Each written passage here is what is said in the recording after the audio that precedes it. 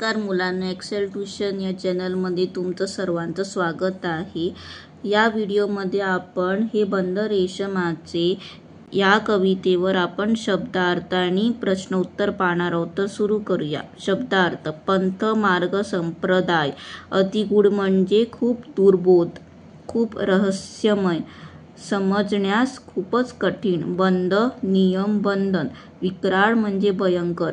धर्मांध, धर्मासाठी आंधळे झालेली धर्मवेडी। तीर्थ, पुण्यक्षेत्र, पादोदक, पायाचे पाणी।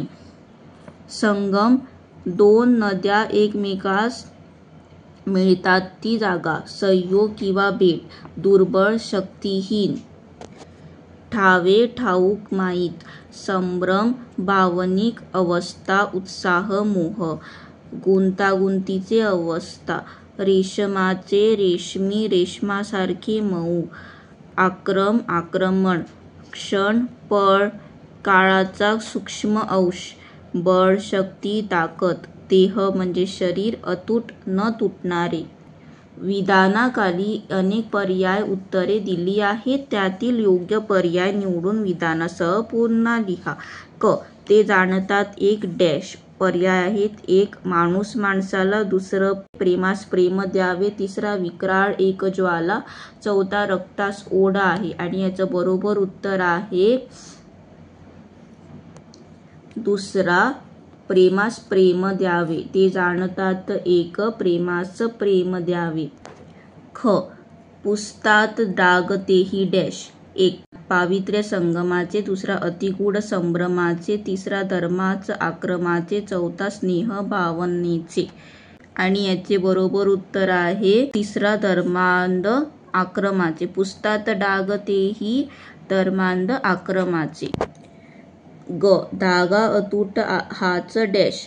पहिला, नातेही ज्या न ठावे, दुसरा, हे युद्ध वेड आहे, तिसरा, ठेवी जपून जीवा, चौथा, प्राणात गुंतवावा। आणि याचं बरोबर उत्तर आहे चौथा, प्राणात गुंतवावा। धागा अतूट हाच प्राणात गुंतवावा।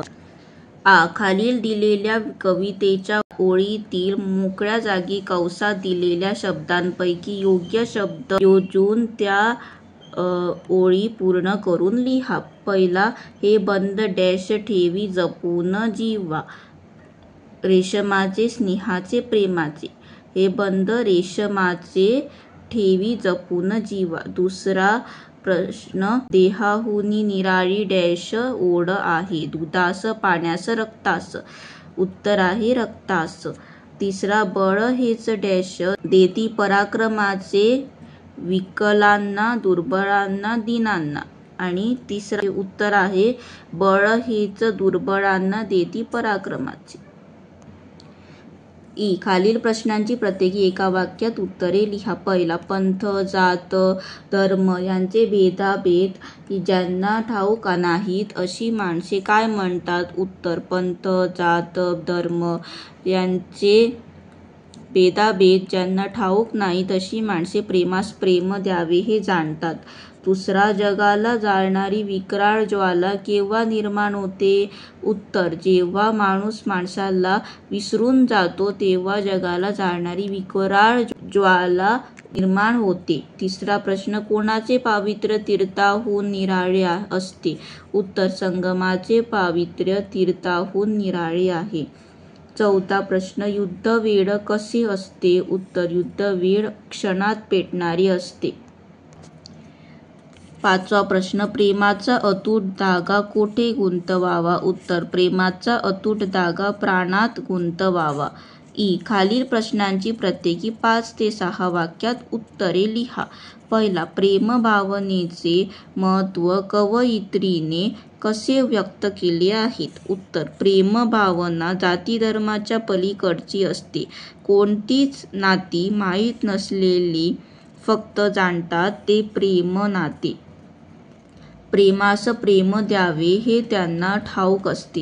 हृदयातून आलेले हे प्रेम म्हणजे रेशमी बंधच असतात। ते कधीच तुटणार नाहीत.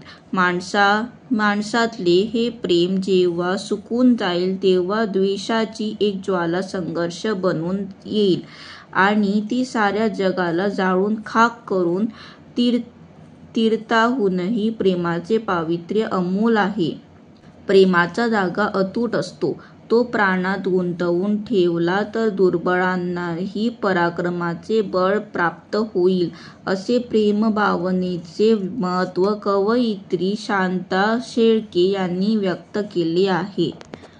दुसरा प्रश्न, हे बंद रेशमाचे या शीर्षकाची समर्पकता पटवा. उत्तर, प्रेम हा दोन हृदये जोडणारा नाजूक स्नेहभाव आहे. हृदये जोडतात त्यातून माणसे व नंतर समाज, धर्म, पथ वगैरे जोडले जातात. प्रेमाची बंधने कधीच कोणाला जाचक ठरत नाही. प्रेमाची बंधने स्वखुशीने व चिरकाल पाळली जातात. सहसा ती कधी तुटत नाहीत. त्यात सौहार्दता व आपुलकी असते. प्रेम एक असले तरी त्याची मधुर रूपे अनेक असतात. वात्सल्य, ममता, दया, क्षमा, अनुराग, भ्रातृभाव, मातृ-पितृभाव, मित्रभाव आणि माणुसकीचा त्यात भावगंध असतो. कमी न होता तो अधिकाधिक दरवळत राहतो. कोमल तृणाची त्यात लवलव असतो. प्रेमबंध हा रेशमासारखा मऊ असतो. रेशीम बघायला, परिधान करायला, स्पर्श करायला सुखकारक वाटते. त्यातून विश्वव्यापी आनंदाचा साक्षात्कार घडतो. प्रेम ही भावनाही रेशमासारखी सुखकारक आणि मानवतेला फुलवत विश्वची माझे घर ही संकल्पना अधिक दरवळत ठेवणारी आहे. यामुळेच कवयित्रीने या कवितेला दिलेले हे बंद रेशमाचे शीर्षक समर्पक असेच वाटते. धन्यवाद.